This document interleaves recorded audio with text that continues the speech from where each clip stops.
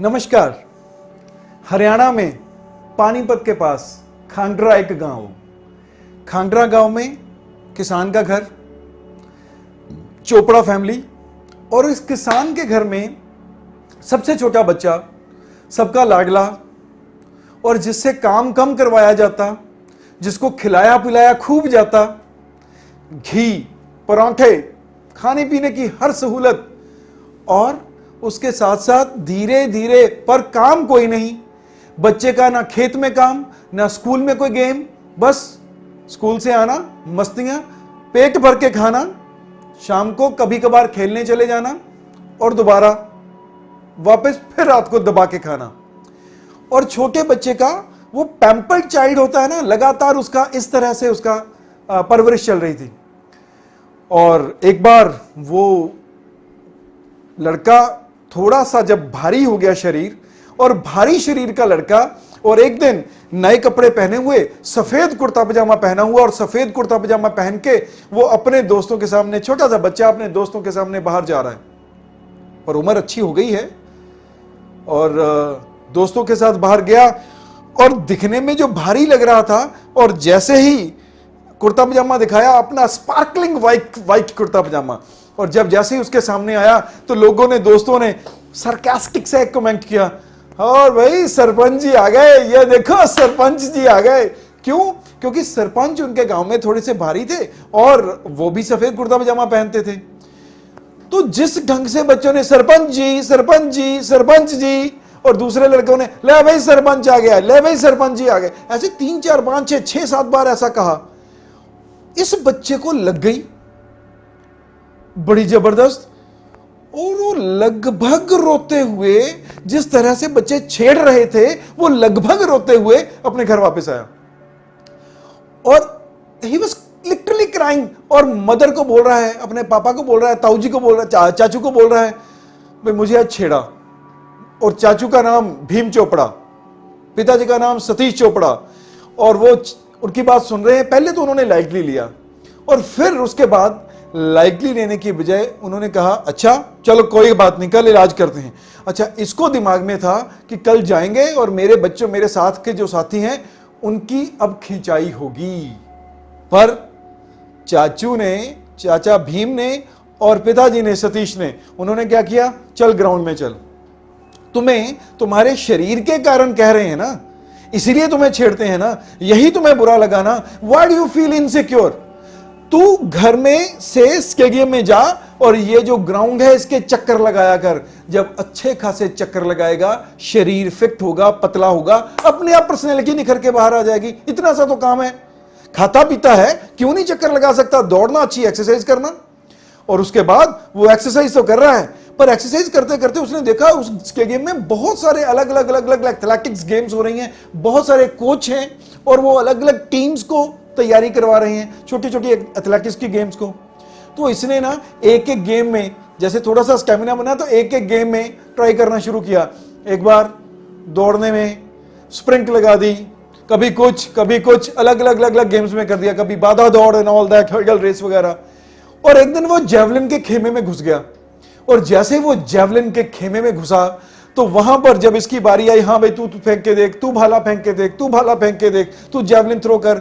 जब तक इसकी बारी आई, तो इसने, क्योंकि लगातार इसकी पिकअप अच्छी थी, लगातार उस बंदों को, बाकियों को देख रहा था किस ढंग से फेंकते हैं, तो जब इसने फेंका, इसको दोबारा ट्राई मिली, दूसरी और तीसरी ट्राई में ये इतनी दूर तक इसने जेवलिन थ्रो कर दिया, इतनी दूर तक कर दिया कि उस स्टेडियम में उससे पहले किसी ने भी इतनी दूर तक जेवलिन थ्रो नहीं किया था।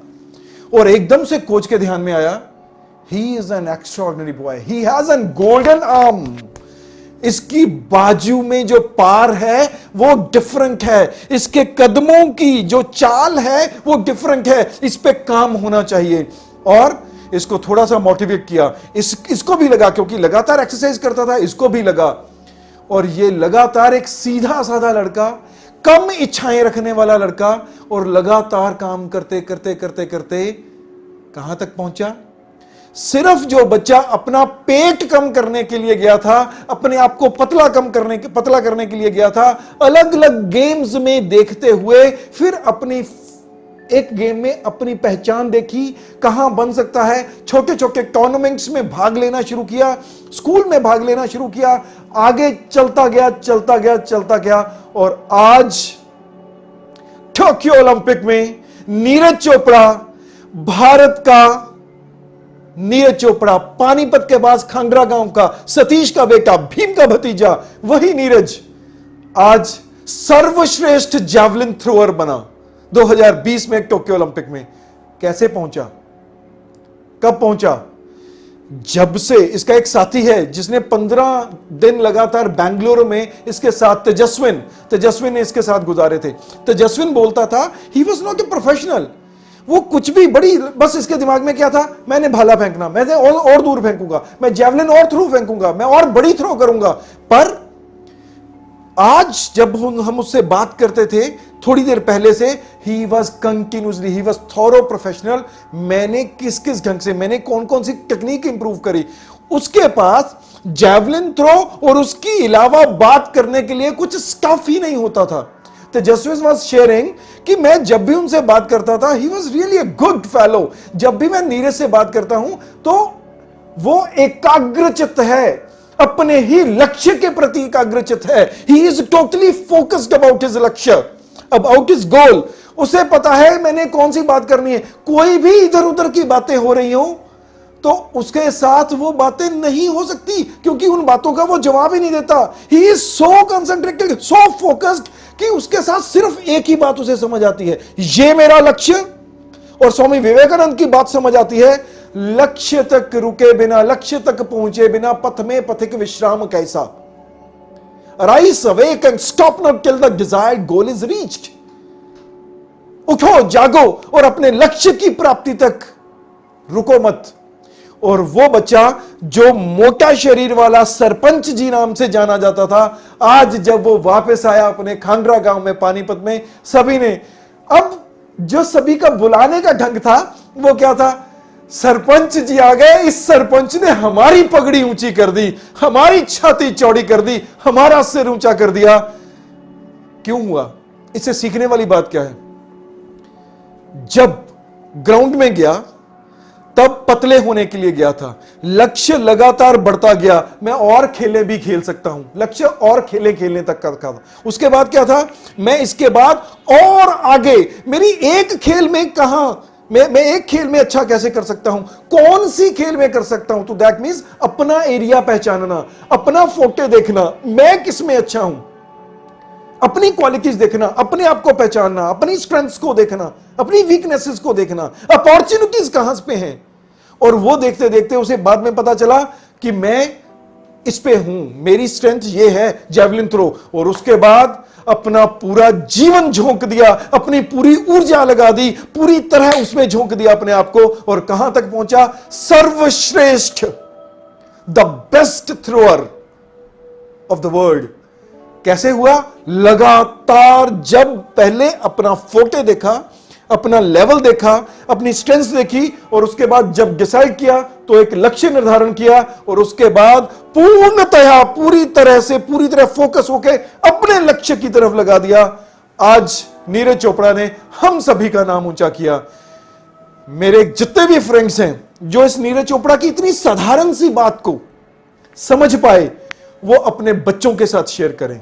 अगर कोई बच्चे देख रहे हैं, अपने साथियों के साथ शेयर करें।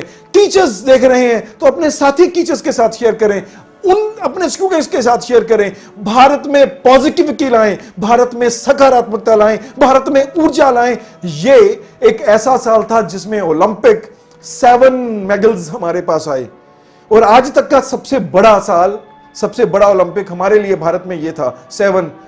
पर अगर मैं अपने भारत तक ये बात पहुंचा पाया, हर बच्चे तक पहुंचा पाया, आप मेरा साथ देंगे, हर बच्चे के अंदर अपने लक्ष्य के प्रति, अपने लक्ष्य के भेदने के प्रति अगर उसमें सख्ती ला पाए, उसके निर्णयों को, उसके जो निर्णय हैं उसको दृढ़ निश्चयी, दृढ़ संकल्पी बना पाए, आप मेरा साथ अगर दें तो हम भारत के साथ नहीं, ऐसे 70 मेडल्स लेके आएंगे और लगातार आगे बढ़ते रहेंगे।